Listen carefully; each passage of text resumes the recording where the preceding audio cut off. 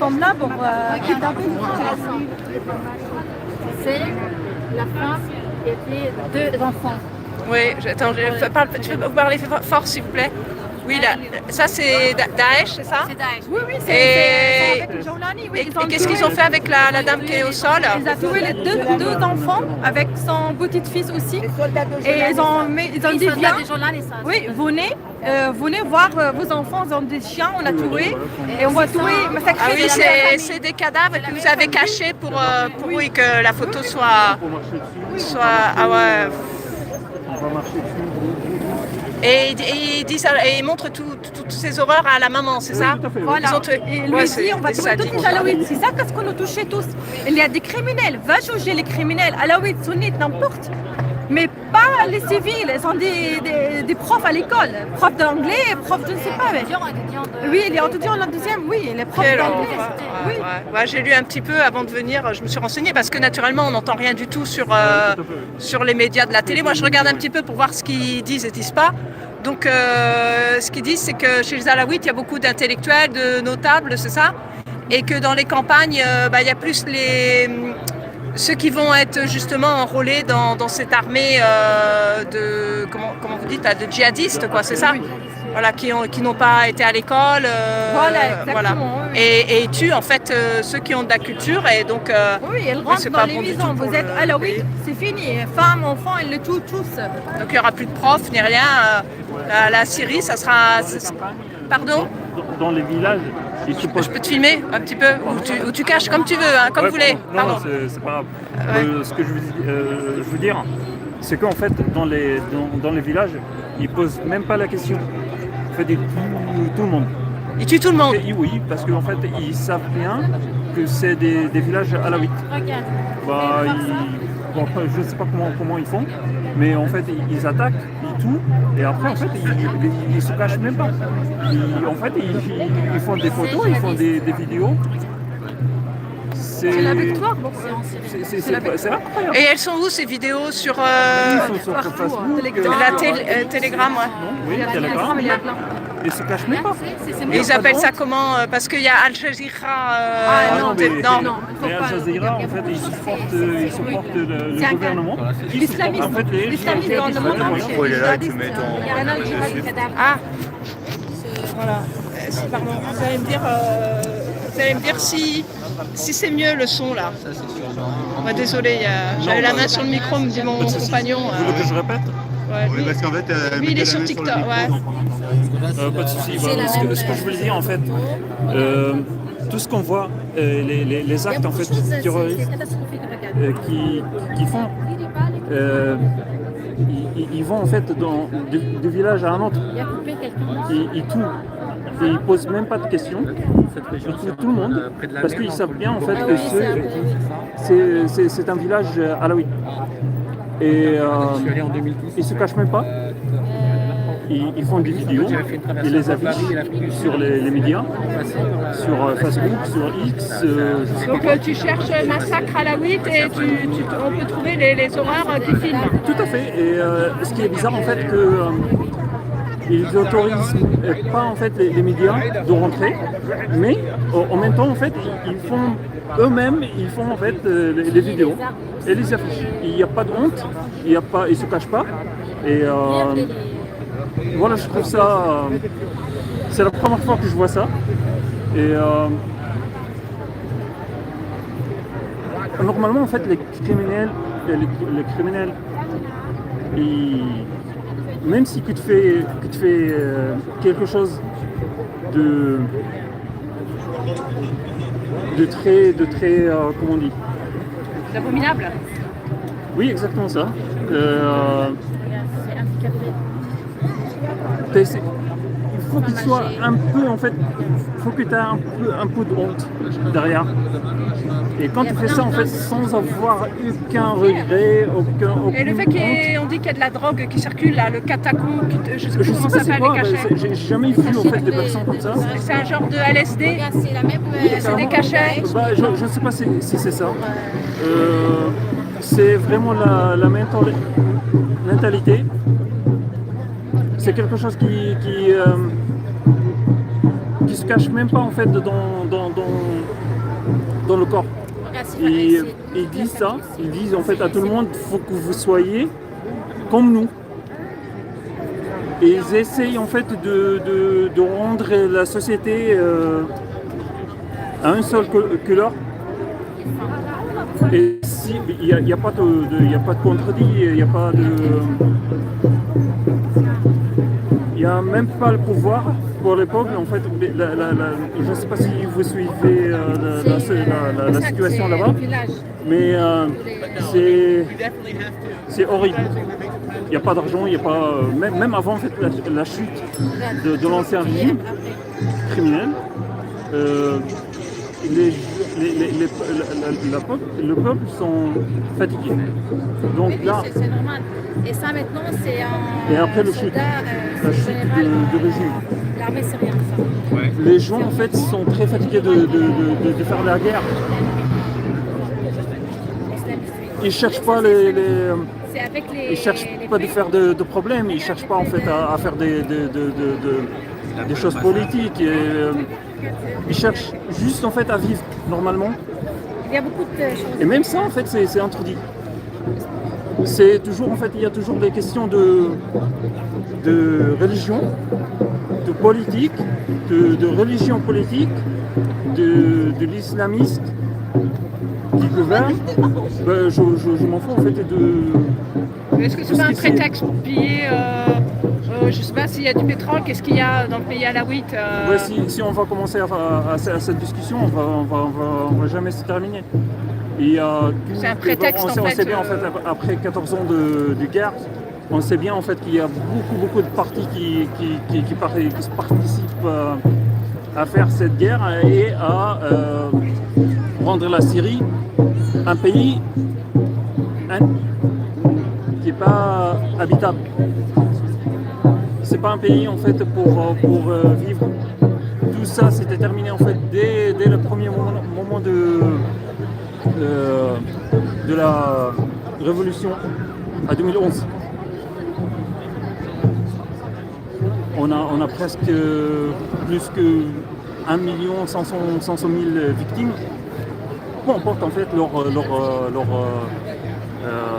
religion, leur secte. Ils sont des Syriens. Mais là, et après la chute, on était un peu optimiste. Voilà, peut-être quelque chose va changer. Mais c'était rien du tout. C'était exactement le contraire. On est toujours divisé. On a perdu en fait le monde. On a perdu notre pays. Moi, je crois plus en fait en mon pays. Je crois pas en fait qu'on peut se lever après avoir en fait des djihadistes au pouvoir. Ils vont rester là, je sais pas pendant combien de temps. Là, ils viennent en fait de sortir.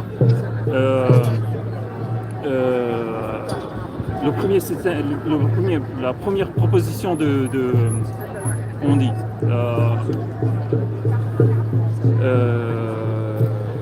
gestion légale, par exemple. Et là, ils disent en fait qu'ils vont rester au moins 5 ans pour rendre le pays un peu plus stable. Et après, on peut se discuter pour toutes les choses, pour toutes les libertés, les devoirs, et voilà. Mais là, ça c'est en fait un gène politique pour le peuple. Parce que pendant 5 ans, on ne sait pas ce qui va se passer. On sait bien en fait qu'on a. Bon, c'est mon avis. Peut-être quelqu'un d'autre je respecte en fait toutes les opinions. Et il y a des supporters, mais moi je suis contre, perso. Et il y a d'autres et qui peut se dire que voilà, on ne supporte pas un gouvernement des djihadistes. Il ne faut pas qu'on ait un pays, une Syrie, à une seule couleur. Et surtout que voilà, on est en fait à la base, on a tout. On a beaucoup de sectes. On a des chrétiens, on a des musulmans de toutes couleurs. Et voilà, on ne peut pas continuer comme ça. Est-ce qu'il y a un espoir? Pour moi, non. Mais j'espère bien. Le plus important maintenant, c'est que en fait, les massacres s'arrêtent. Franchement, ça, peu importe ce qui est diffusé par les médias, ça ne s'arrête pas. Moi, je viens en fait à la base d'un petit village. Je sais bien en fait que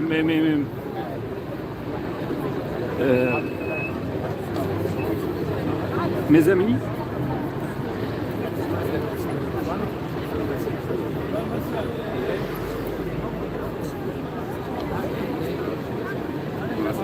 Ouais. mes amis ma grande famille se dort en fait c'est pas où. Voilà. En tout cas, merci pour ton reportage. C'est vous. Et en tout cas, tu parles très bien français. Tu l'avais appris à l'école, je suppose. Donc, ça fait un petit moment que je suis là. Ouais. 2017. Depuis 2017. Et j'ai fait mes études ici. Je travaille ici, ça fait longtemps. Et voilà. Je suis un peu énervé, stressé, c'est pour ça que... Bah, c'est normal, il y a toi, même nous qui ne sommes pas... Merci beaucoup, franchement, chez pour vous, le soutien. on est touchés. Alors justement, est-ce qu'on dit que les Alaouites sont plutôt laïques, mais est-ce que vu les massacres et tout, est-ce que vous n'avez pas tendance à vous retourner vers la religion pour prier? Puisque en cas de catastrophe, tout le monde dit My God en anglais. On n'est pas... Moi, perso, je suis pas contre la religion. Moi, je suis contre la violence. Et je suis contre la religion politique. Et peu importe en fait leurs idées, il faut pas les imposer. Il faut pas s'imposer comme ça.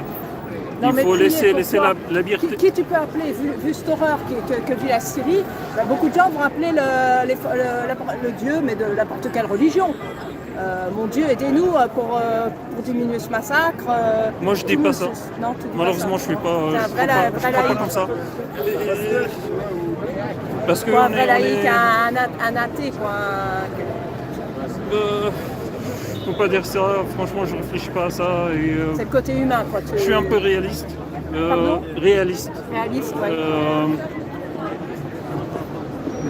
Pour avoir en fait des résultats, il faut faire des actes, des actions. Si on fait rien, rien va se passer. Peu importe en fait ce que je dis au Dieu, c'est entre moi et Dieu. Aide-toi et Dieu t'aidera. J'espère bien que ce sera vrai. Je pense qu'en fait pour toi c'est entre toi et Dieu, quoi. Oui, voilà, la religion c'est une chose personnelle et moi je respecte tout. Mais je ne crois pas en fait que si vous dites au Dieu, voilà, si je prie en fait au Dieu pour que tout s'arrête, je ne sais pas si... Je ne crois pas au miracle.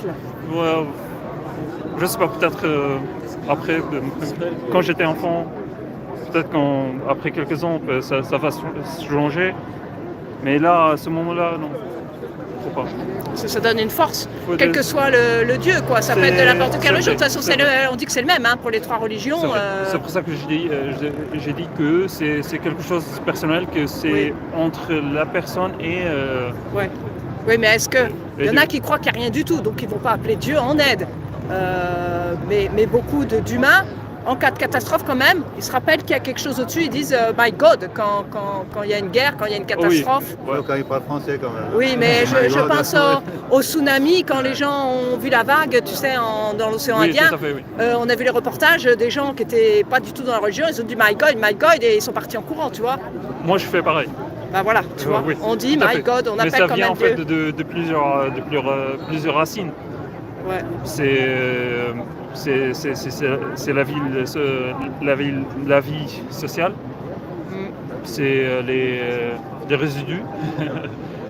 on est habitué de parler comme ça.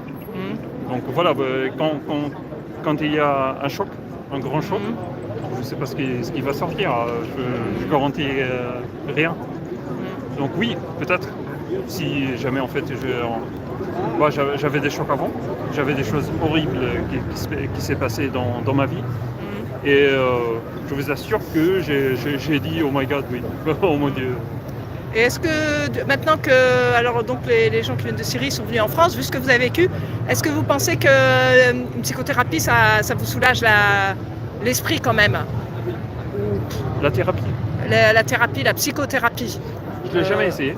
Pour enlever les traumatismes, pas pour enlever, mais pour faire justement qu'on fasse pas de cauchemars quand on a eu des traumatismes. Alors moi, j'ai pas eu de psychothérapie. Psychothérapie, parce que peut-être que j'avais pas l'idée en fait quand je suis arrivé. Mais j'ai un ami qui l'a essayé et il m'a dit que c'est pas mal. Bah, je sais pas ce qui se passe en fait quand je n'ai jamais essayé, donc je peux pas parler.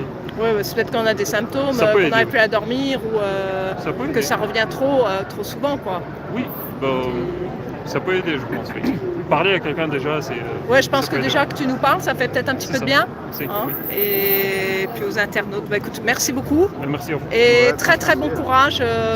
C'est normal, on est sensible à tout ce qui se passe dans le monde, toutes les injustices. Il y en a qui vont se battre pour Gaza, parce que Gaza, on en parle. Mais là, les Alaouites, pourtant c'est depuis décembre, on n'en parle pas. Et puis de toute façon, moi je me disais toujours, pourquoi depuis que Bachar el-Assad est revenu au pouvoir, je ne sais même pas si c'est la formule, on n'entend plus parler de la Syrie dans les médias françaises. Et c'est en quelle année que Bachar el-Assad est revenu au pouvoir? Il n'avait pas quitté. Il était resté au pouvoir. En 2012. Il a quitté il y a quelques mois. Non, mais il était au pouvoir. Il a quitté il y a 3 mois et demi. Ouais, c'est ça. Mais qu'ils reprennent le pouvoir, c'est en quelle année? Puisque Il n'a pas repris le pouvoir. à un moment quand même, il y avait les djihadistes qui faisaient régner, jamais quand vous gagné êtes en venu, Syrie. en 2012, la terreur. Parce que, oui, vous parlez de la guerre. Bah, Oui. Il était toujours en fait en tête Ouais. du régime, mais il était en fait son pouvoir a été un peu Ouais, diminué. je crois qu'il y avait Sarkozy qui voulait un peu intervenir. Il y a les Russes qui ont défendu, quoi. Beaucoup. Ouais, voilà. Ouais. Voilà, c'est eux Sinon, qui ça sont se serait- intervenus. sans les Russes, ça se serait écroulé, je pense. Oui, c'est ça. Ouais, voilà. C'est ça. Mais donc après, on a dit, bah ça y est, c'est calmé. Il y a des djihadistes qui sont en prison, d'autres qui étaient dans des camps. Moi, j'avais compris que Bachar el-Assad avait repris le pouvoir qu'il n'avait pas. Mais alors, je suis incapable de dire en quelle année parce que je ne me rappelle pas. Justement, c'est pour ça que Non, j'essaye. il avait été inquiété et après il avait réussi à reprendre la main. Quoi, avec, Mais depuis quand, de quelle année il avait repris la main? La guerre de je sais pas trop quoi. Là. Il a repris la main pour la totalité de la série à 2020-2021. Ah oui. Ouais, voilà, il était stable. Ah oui, juste après le Covid, après la. Ouais, voilà. Ouais, vous avez pas, ils n'ont pas eu le confinement là-bas. Bah, il y avait un accord signé entre la Russie, l'Iran, la Turquie et les oppositions et le régime. Ça, c'était, je pense, à 2020-2021. Après, à mon avis, en fait, ça c'était le moment où le régime a été chuté, parce qu'il n'y avait rien de tout resté en fait dans le pays. On était handicapés. Au niveau en fait, il n'y avait rien de tout. Il y avait pas d'économie. Il a tout dépensé sur la guerre. Et voilà. Et la chute a commencé. Et ce qu'on a vu en fait, ça fait 3 mois et demi à peu près. Ça c'était le résultat final. C'était un peu choquant, mais voilà. Bon. À mon avis, il a chuté en fait, ça fait 3 à 4 ans. Et est-ce qu'il y avait des risques qu'il y ait une ingérence extérieure pour provoquer cette chute? Je vais laisser Frédéric en entretien sur TikTok. Et je vais quand même aller filmer là, ça c'est pour YouTube.